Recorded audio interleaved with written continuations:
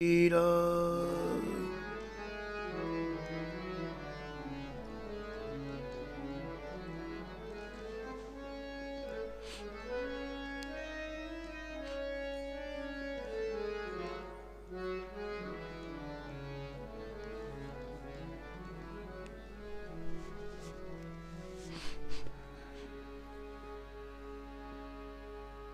पर अर्थ परायण भक्त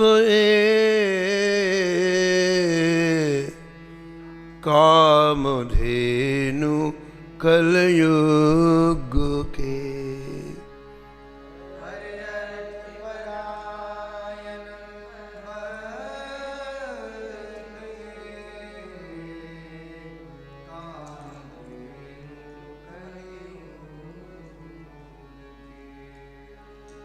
लक्ष्मण लफुरा लडू संत जोधपुर त्यागी।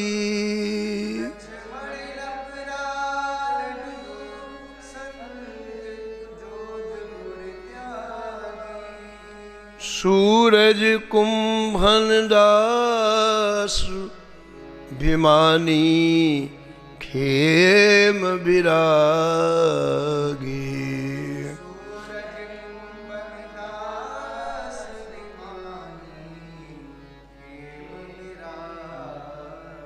भावन बिरही भरत न पर हरि के सुलटेरा।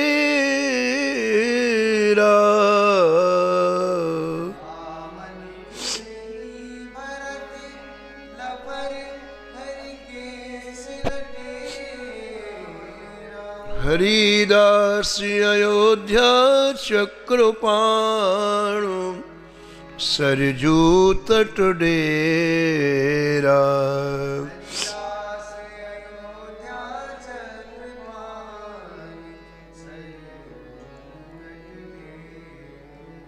त्रिलोक पुखर दी बिजुली उद्धव बन चरवंश के।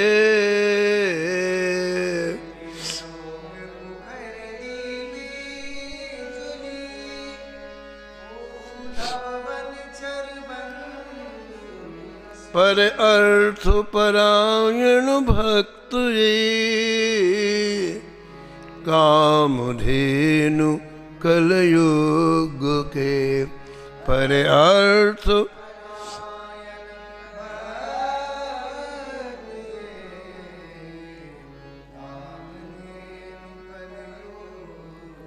पर अर्थ परायण भक्त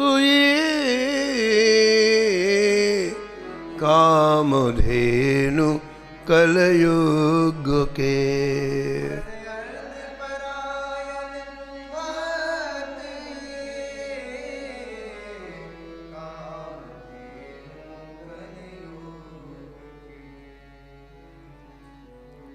प्रातः स्मरणीय परम वंदनीय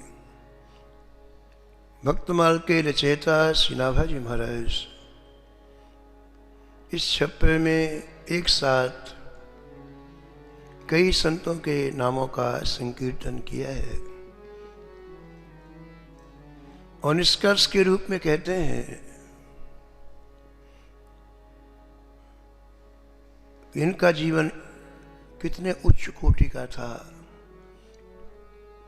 जिन्होंने अपनी प्रत्येक श्वास परहित के लिए बिताई, परोपकार के लिए बिताई। संसार में जितने धर्म हैं उनमें सबसे श्रेष्ठ धर्म है हमारे द्वारा किसी का हित हो जाए, हम किसी की दुख के उसके दुख दूर करने में सहायक हो जाए, हम किसी के कष्ट को दूर करने में सहायक हो जाए। संसार के जितने कष्ट हैं, दुख है, उनमें सबसे बड़ा दुख है जन्म मरण का।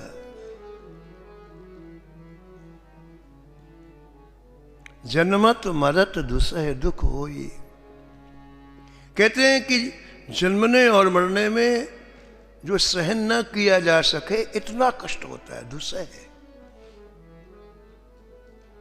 उनको परर्थ परायण कहा इन संतों को, उस बड़े दुख से हटाते हैं। खाने का दुख, पीने का दुख, रहने का दुख, बीमारी का दुख, एक कुछ भी नहीं है जितना बड़ा जन्म मरण का दुख है।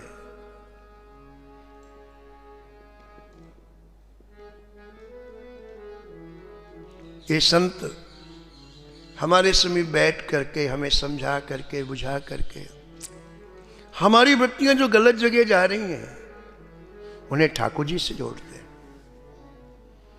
वही मानव शरीर है, वही समय सुबह शाम, लेकिन जैसे हमारी वृत्तियां ठाकुर जी से लगती हैं, मन में एक सुकून हो जाता है, हृदय प्रफुल्लित हो जाता है, आह्लादित हो जाता है। जैसे रात्रि के बाद सूर्योदय होता है तो एक प्रफुल्लता होती है। ऐसे जीवन के अंधेरे से जब ये हमारा समय निकल कर प्रिया प्रीतम युगल सरकार के चरणों में लगने लग जाता है तो मन में एक आह्लाद होता है। राम कृपा भवनिशा सिरानी, राम कृपा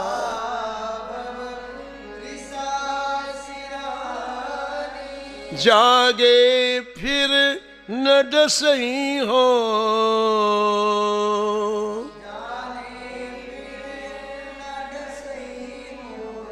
अबुलो नसानी, अब न सही हो।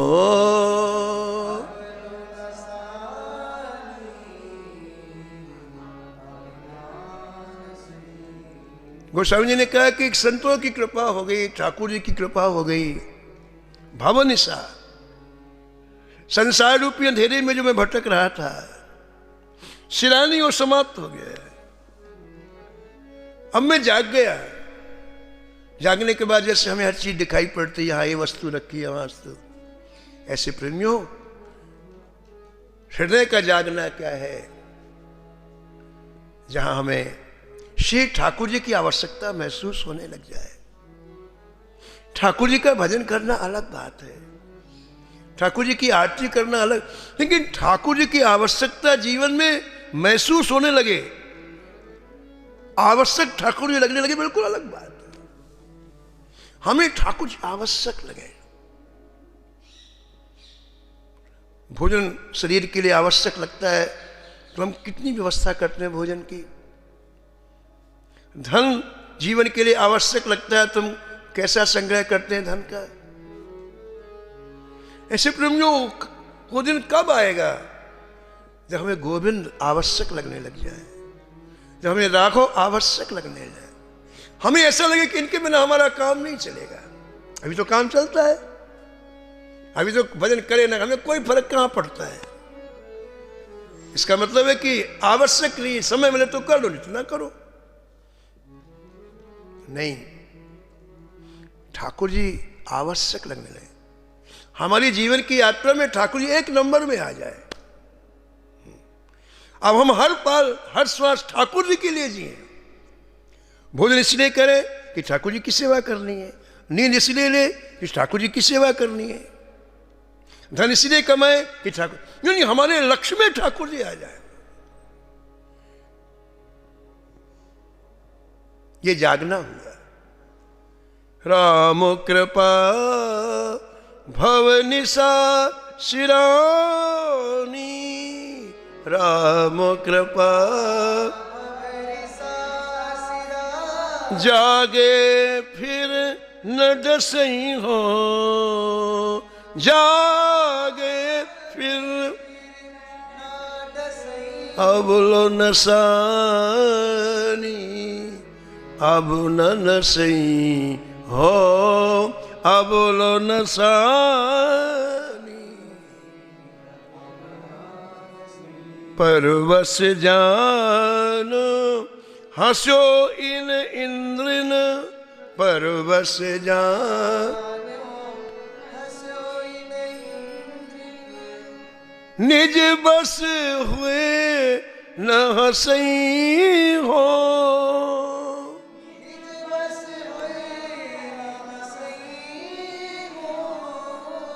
ब्रह्मा जी ने हमें जो इंद्रियां दिया है, आंख कान नाक मुख जो भी दिया है, इनकी प्रकृति है बहिर्मुख, बाहर का देखना, ये अंदर का नहीं देख पाते, और इसलिए हमारे मन को बाहर दौड़ाते हैं।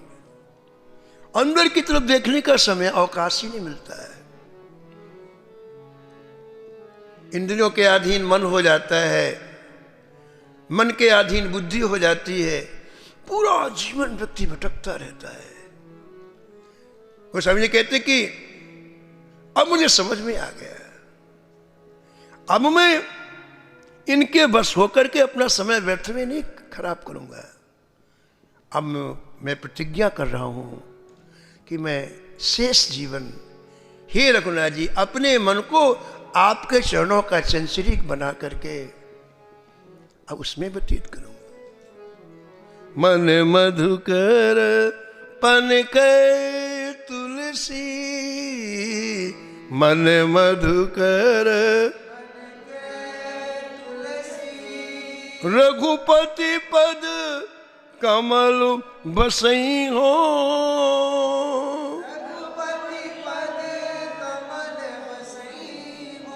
अबुलो नसानी अब न सही हो, अबुलो नसानी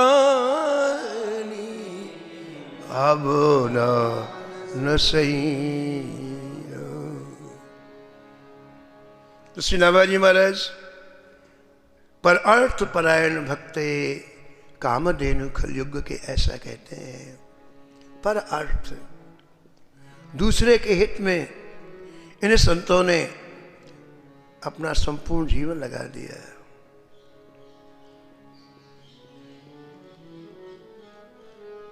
इन संत चरणों में आने के बाद फिर भटकना नहीं पड़ता है। कहते उनकी जो इच्छाएं होती हैं उसे भी ये पूर्ण करा देते हैं। मनोरथ को पूर्ण करने वाले कामधेनु कलयुग के, कामधेनु कलयुग के।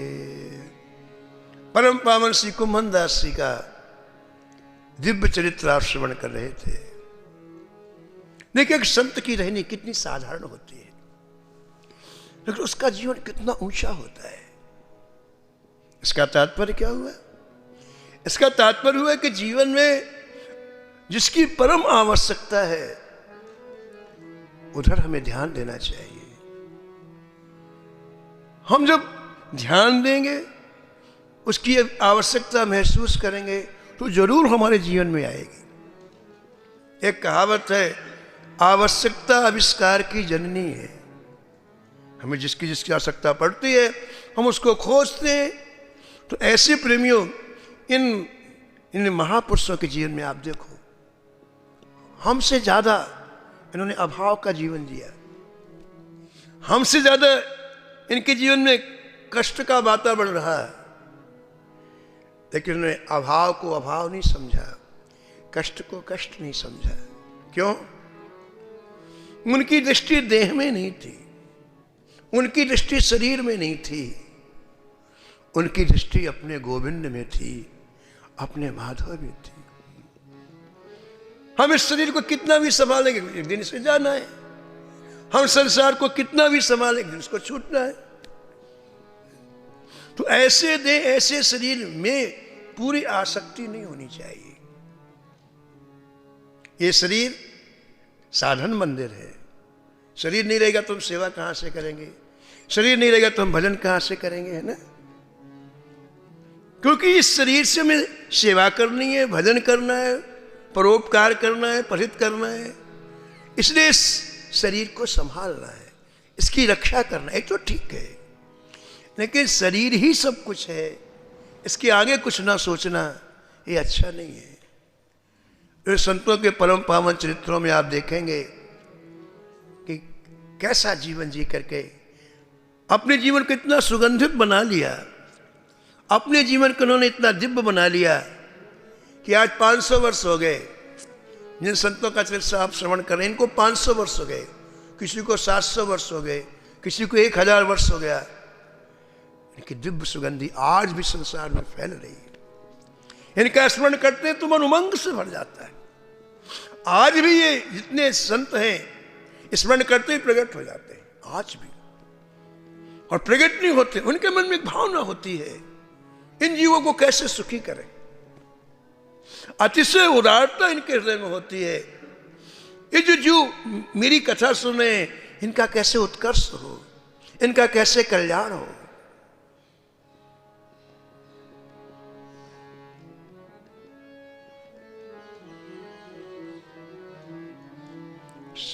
संत स्वभाव सहज खगोराया, संत स्वभाव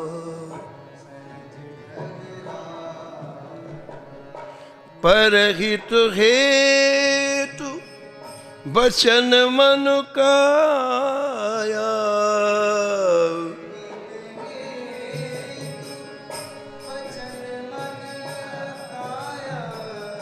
परहित हेतु बचन मन काया,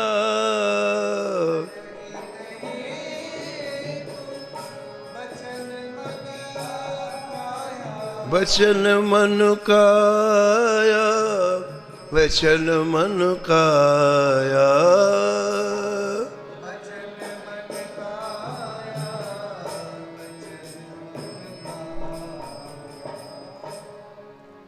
दूसरों को सुख देने में हमारा जितना समय लगता है,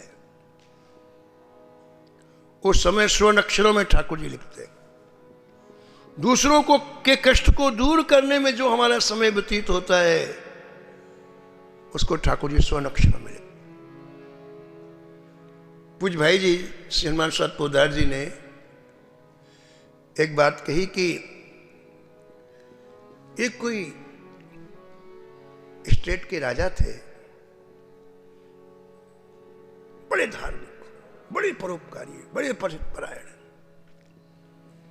उनकी पत्नी भी अत्यंत पतिव्रता, सदाचार परायण, भक्त हृदय। तो भाई जी कहते थे कि एक बार जीवन में, एक बार, कई बार नहीं, जीवन में एक बार अपनी निर्दोष पत्नी का उन्होंने अपमान कर दिया। कोई उसका दोष नहीं था, लेकिन किसी कारण से उन्होंने अपमान कर दिया। तो जब उनकी मृत्यु हुई तो उन्हें देवदूत लेने के लिए आए, क्योंकि पूरे जीवन उन्होंने बड़ा अच्छा जीवन जिया था, लेकिन एक गलती के कारण उन्हें दिव्य लोक में ले जाने वाला विमान नरक से होके गया। एक गलती कर, वो तो इतने, उनका जीवन इतना पवित्र था, पावन था, सीधे दिव्य लोक ही जा रहे थे। एक गलती थोड़ी सी हुई तो उन्हें नरक से ले जाया गया। उनका विमान जैसे नरक के पास पहुंचा तो नरक में लाखों प्राणी पड़े थे, कई लाख प्राणी। उनके शरीर से हवा लगी उन प्राणियों को, तो दंड देने वाले विधान से अपने आप रुक गए। नरक में दंड दिया जाता है, वो सारी चीजें बंद हो गई और इनका जो कष्ट था वो दूर हो गया। और इतनी देर से जो बेचारे दुख में करा रहे थे, पीड़ा से, उनको बड़ा सुकून मिला। राजा ने दो दूतों से पूछा कि भाई अभी इतनी कष्टदायक आवाज आ रही थी, ये कैसे बंद हो गई? दो दूतों ने कहा, महाराज ये नरक है, पापी प्राणियों को यहाँ कष्ट देकर उनको शुद्ध किया जाता है। तो ये नरक की यातनाओं का करा रहे थे, लेकिन जैसे आपका आगमन हुआ, आप परम भागवत हैं, तो आपके शरीर को स्पर्श की हुई वायु जैसे लगी वैसी यातनाएं बंद हो गई, इसलिए अब वो कराहना बंद हो गया। अच्छा,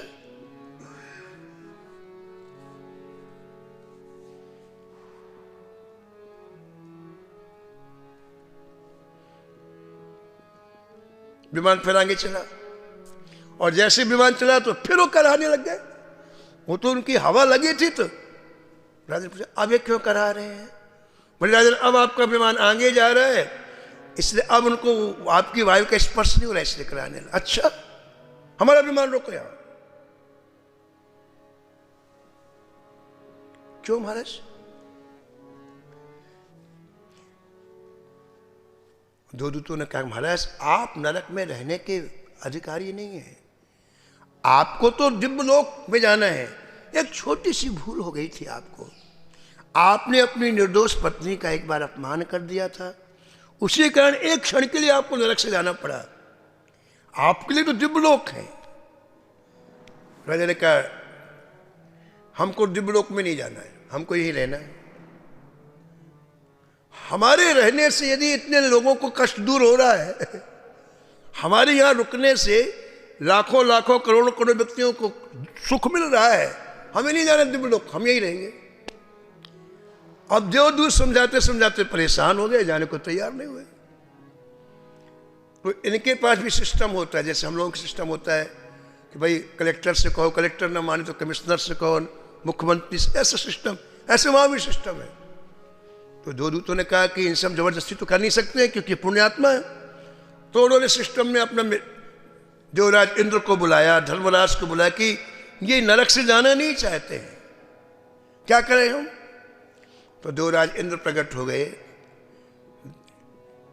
धर्मराज प्रकट हो गए, समझाया राजा ने आपको यहां नहीं रहना है, आप एक छोटी सी भूल के कारण आपने इतने अच्छे अच्छे कर्म किए हैं मानव जीवन में, आपको तो दिव्य लोक में रहना है।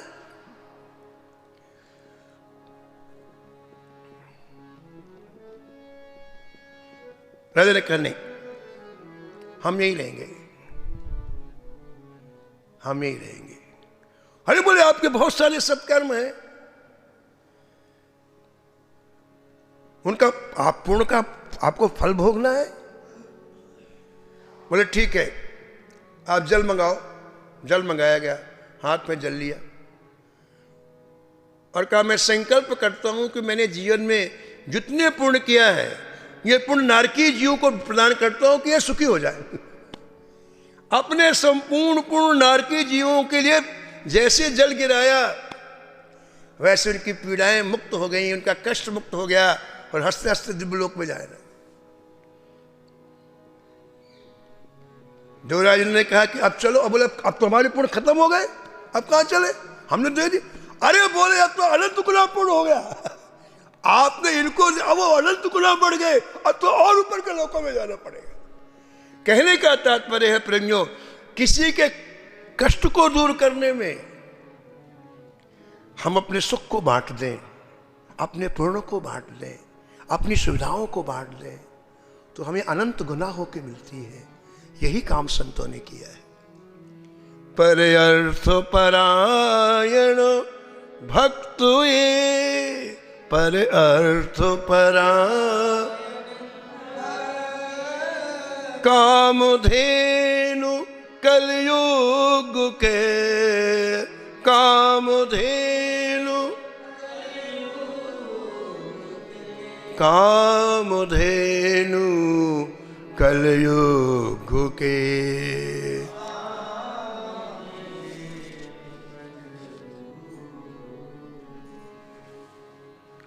परम भक्त कुंभन दास जी महाराज श्री गिरिराज जी के पास आपका एक छोटा सा गांव था, जमनाम, तो आप वहां निवास करते, आपका बड़ा परिवार था। लेकिन कुंभन दास जी इतने भक्त हृदय थे, कुंभन दास जी के हृदय का इतना समर्पण था कि श्रीनाथ जी जो उस समय गिरिराज जी में विराजते थे जतीपुरा में, प्रातः काल से सायंकालीन तक श्रीनाथ जी की दिव्याति दिव्य पदों की सेवा आप करते, गायन की सेवा आप करते।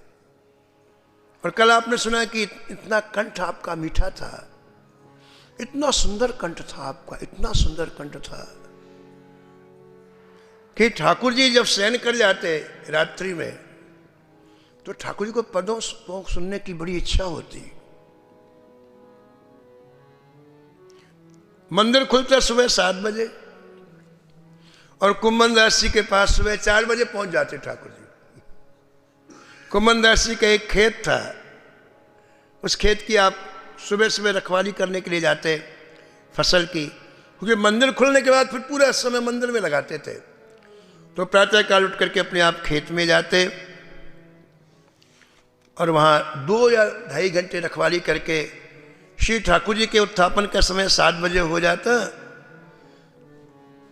तब आप वापस आते।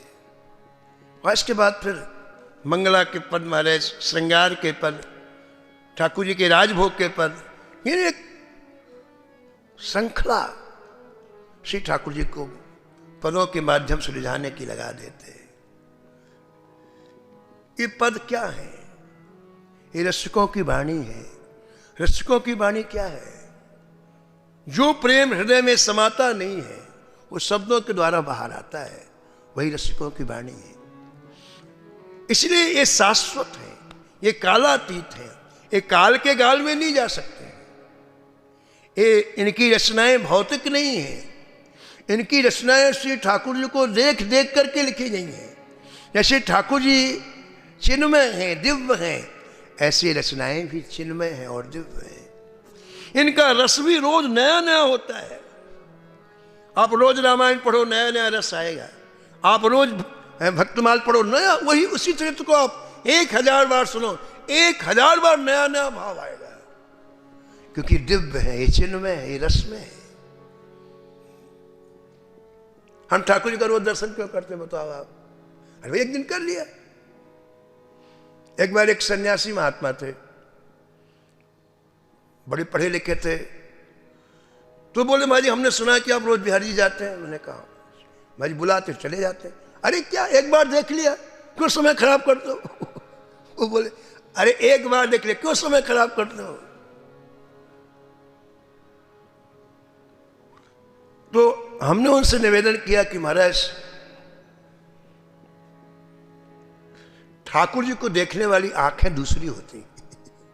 अभी आपने ठाकुर जी को नहीं देखा, यदि देखा होता तो ये शब्द नहीं कहते आप, है ना? वो आंखें किसके पास हैं?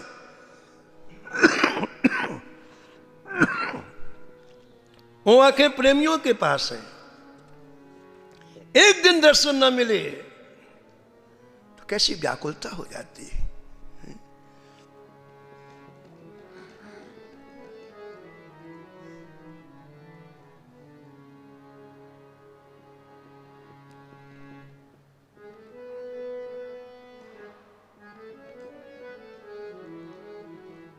श्याम तो ही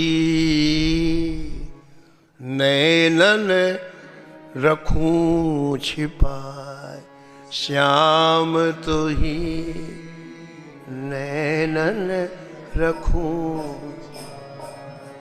श्याम तो ही नैनन रखूं छिपाए, श्याम तो ही।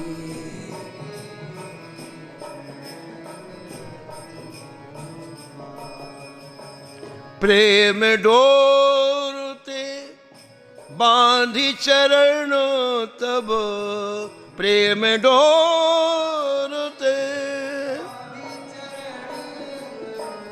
प्रेम डोरते बांधी चरणों तब, प्रेम डोरते राखूं उर बिचला, राखूं उर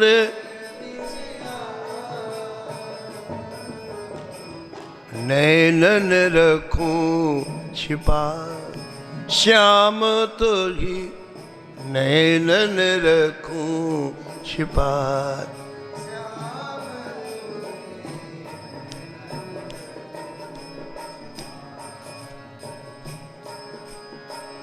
देखन देऊ न काहू को मैं, देखन देऊ न, देखन देऊ,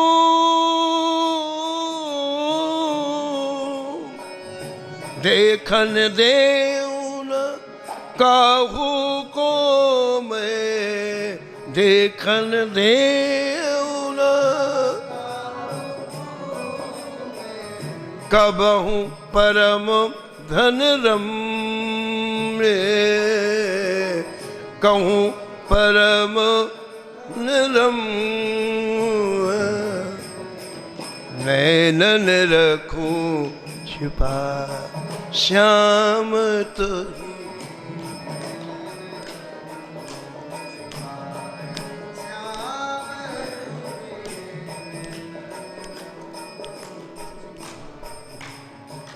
किंतु बन्यो वह रहे निरंतर, किंतु बन्यो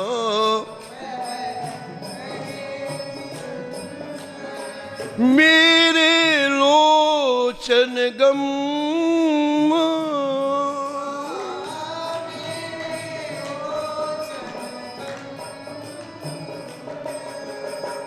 नैनन रखूं छिपा, नैनन श्याम तो ही, नैनन रखूं छिपा श्याम तो ही।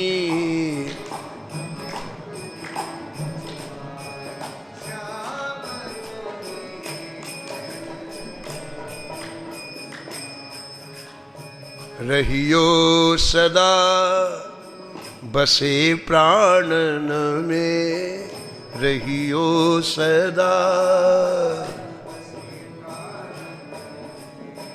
सदा कीजियो सारो,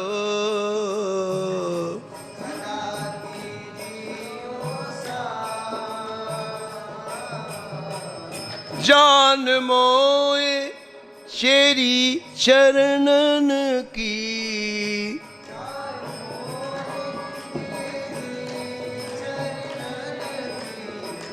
जान मोए चेरी चरणन की,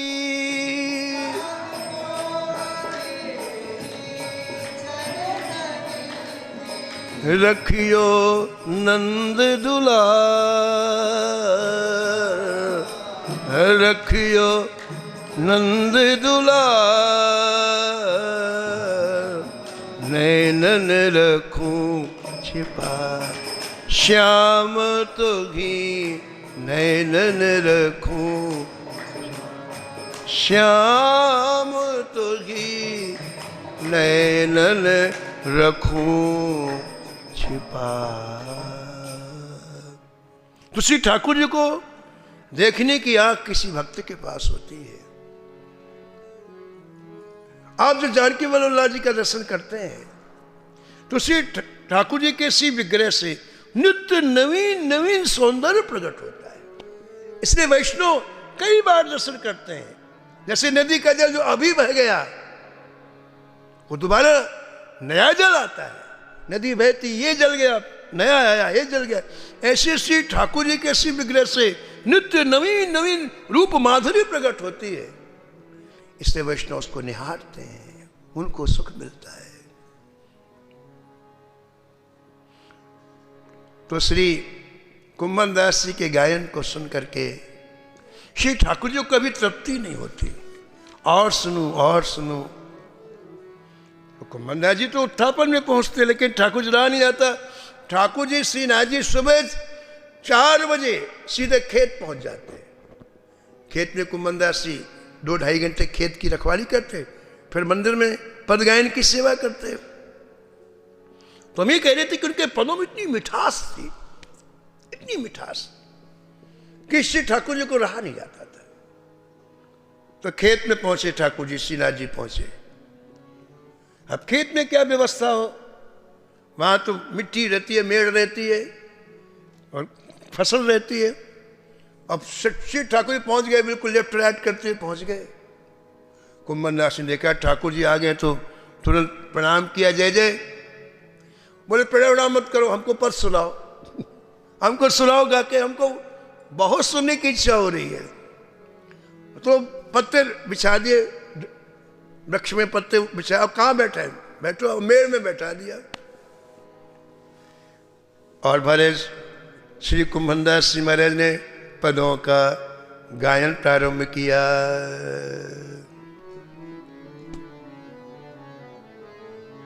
एक के बाद एक कर, एक के बाद एक पर सुनाते रहे। 4 बजे से 7 बज गए, लेकिन महाराज श्री ठाकुर जी को फिर भी संतुष्टि नहीं हुई। क्या रस है देखो आप, इन संतों की वाणी में इतना रस क्यों है? इसलिए कि ये परहित में लगे रहते हैं, केवल अपने स्वार्थ में नहीं जीते। इनकी सीमा बड़ी विस्तृत है, इसलिए जीवन बड़ा सरस होता है। ठीक 7 जैसे बजे वैसे आप जाने को तैयार हुए। ठाकुर जी ने कहा कहां जा रहे हो? बोले मंदिर जा रहे हैं। अरे मैं तुम्हारे सामने बैठा हूं, मंदिर जाके क्या करोगे?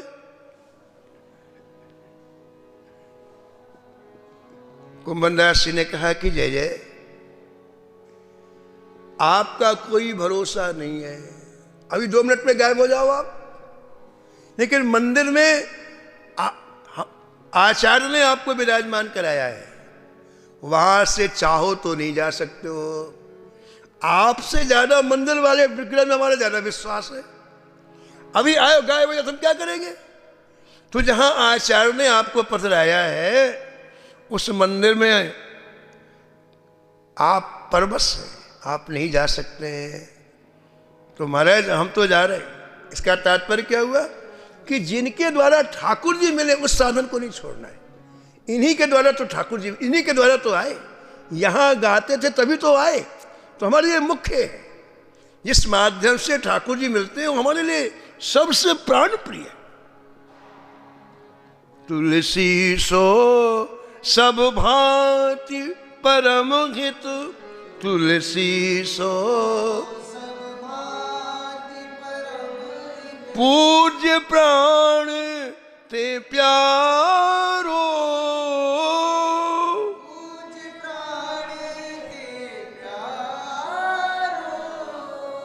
जासो होए स्नेह राम पदु, जासो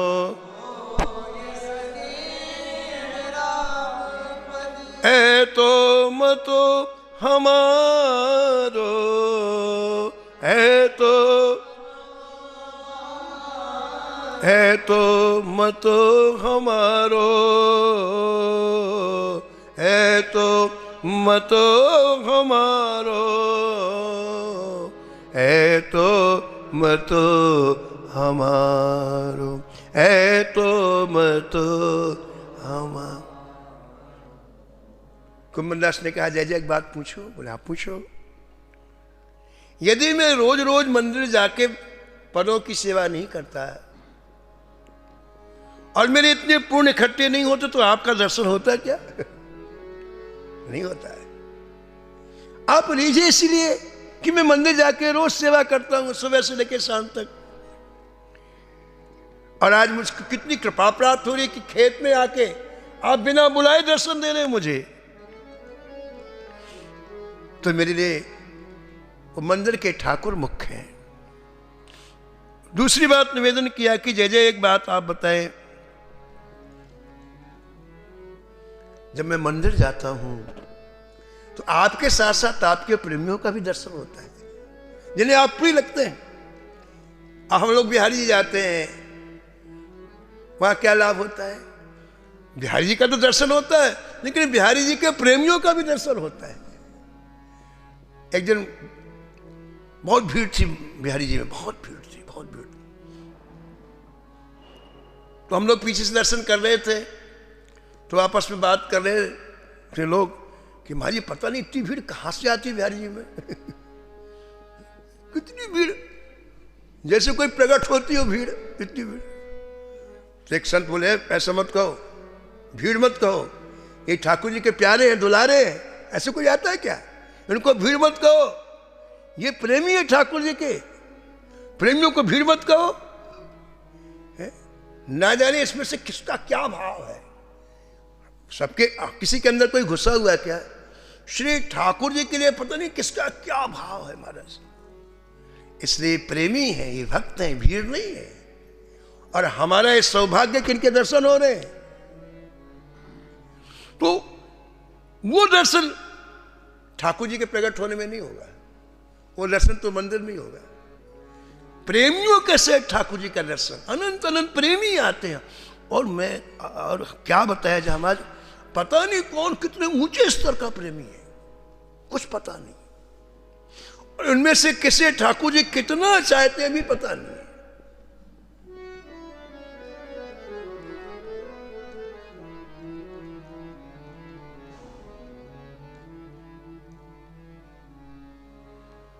डाकोर है, गुजरात में डाकोर है। वहां एक किसान जो मजदूरी करता था, उसको एक संत मिल गए। उन्होंने क्यों भैया कुछ भजन करते हो? बोले भाई हम भजन जानते नहीं, हम तो दिन भर श्रम करते हैं, मजदूरी करते हैं, जो मिला उससे उधर पोषण। फिर दूसरे ने वही काम, फिर अरे नहीं नहीं भैया ऐसा मत करो, ये तो चलता रहे, इसके साथ कुछ भजन भी किया करो। क्या करना है?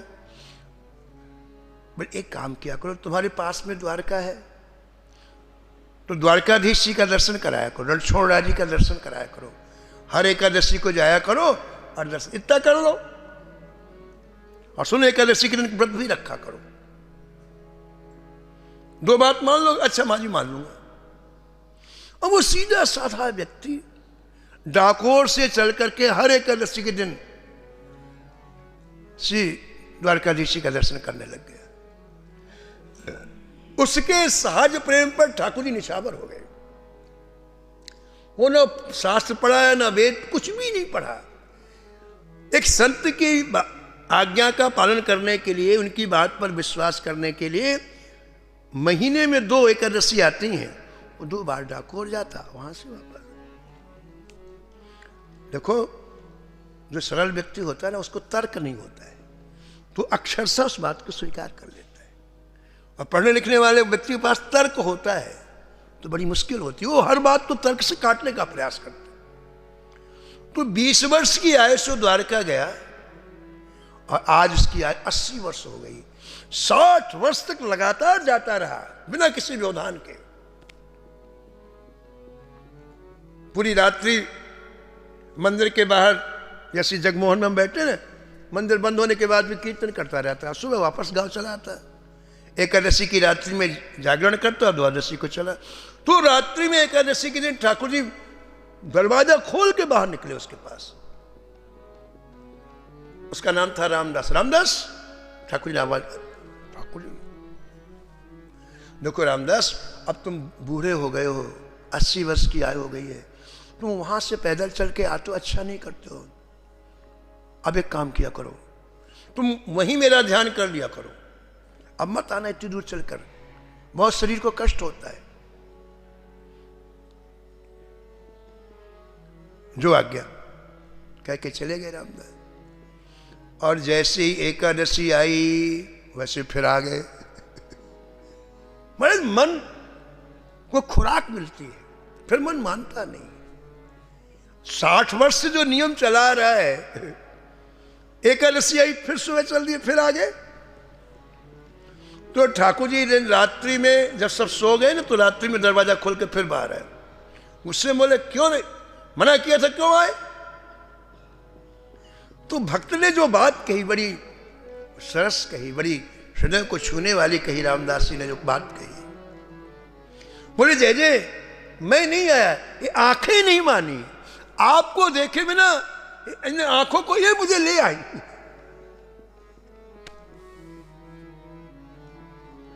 निहारे बिना नहीं माने, इने ही नैनन निहारे बिना।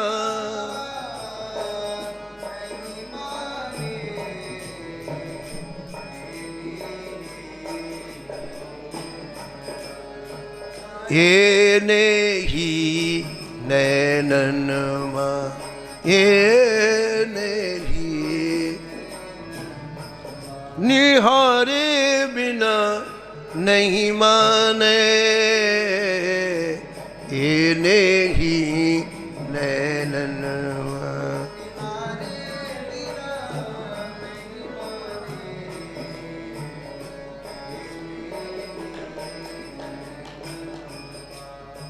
सिया अली द्रग जाय फंसे अब सिया अली द्रग सिया अली द्रग जाय फंसे अब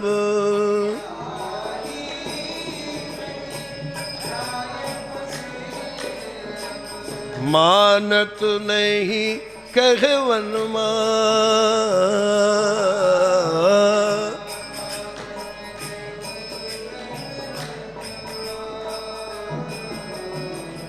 हे ने ही नैननवा हाँ हे ने ही नैन निहारे बिना नहीं माने।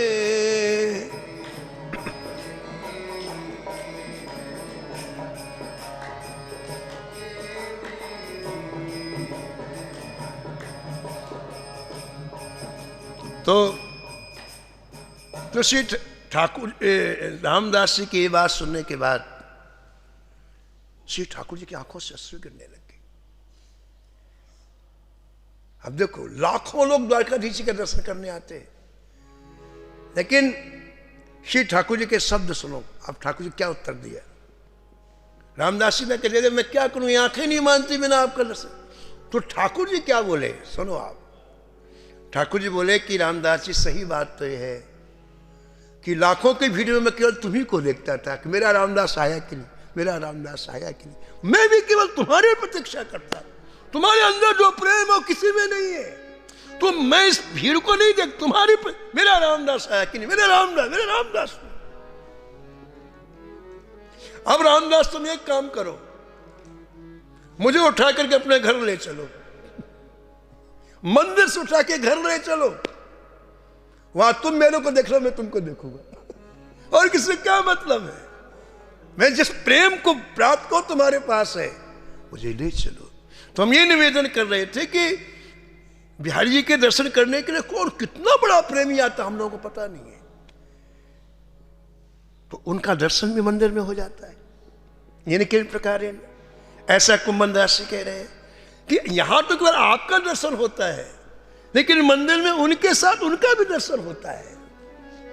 और एक बात का ध्यान रखना, ठाकुर जी का प्रेम पुष्ट तभी होता है जब ऐसे प्रेमियों के उस दिव्य वातावरण में हम रहते हैं। जैसे दूध को औटाया जाता तो गाढ़ा हो जाता है, और गाढ़ा होने के बाद उसकी तासीर बदल जाती है, उसका स्वाद बदल जाता है। ऐसे ठाकुर जी के भजन का रस, ठाकुर जी के प्रेम की पुष्टि इन संतों के माहौल के बिना नहीं होती है। इसी नाभाजी महाराज जिन्होंने भक्तमाल लिखी, उन्होंने कुछ नहीं मांगा ठाकुर जी से, लेकिन एक चीज मांगी कि जय जय मेरे चाहे करोड़ों जन्म हो, लाखों जन्म हो, लेकिन जहां भी जन्म हो संतों के मध्य में हो, संतों के बीच में हो, जिसमें उनकी चरण रस से रोज मैं अपना अभिषेक कर सकूं। अंघ्री अंबुज पास को अंघ्री जन्म जन्म हो याच हो,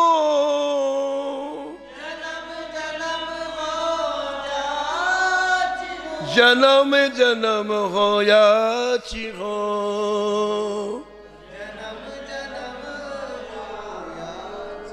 याचियो।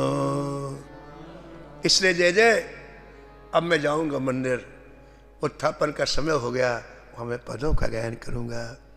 इतनी बात सुनते श्रीनाथ जी ने कुंभन दास जी के हृदय से लगा लिया, अपने आंसुओं से नहला दिया। वाह कुंभन दास, तुम्हारे कितने अच्छे विचार हैं। ऐसे कुंभन दास जी के प्रति ठाकुर जी का कितना लगाव था।